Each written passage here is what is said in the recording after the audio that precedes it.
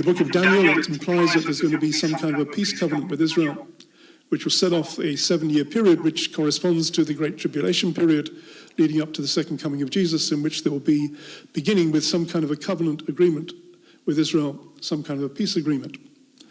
Ezekiel 38 speaks about an attack on Israel, a war on Israel, coming from the north, the war of Gog and Magog. There's some disagreement between interpreters whether this is the same as the war of Armageddon coming at the end of the tribulation, or whether it's something which happens before that. I tend to think it's something which happens before the tribulation, in which case we could be on the way to that, which would then lead to the peace agreement. But right now there is a serious situation building up between Israel and Iran in particular, and it could lead to a conflict between Israel and Iran. So watch this space. But it's always something happening in the Middle East, and there's always something happening in the Middle East which lines up with prophecies written thousands of years ago in this book.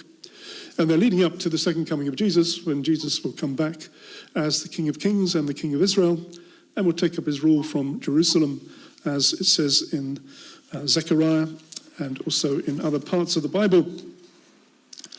So these things are happening, and they're lining up with Bible prophecies, which means I believe we're living in the last days and that Jesus is coming.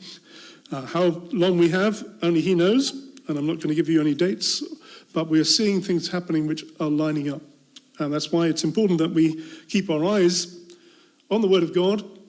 We can keep our eyes also on world events and see how they're lining up, and know that it's all coming together and that Jesus is coming.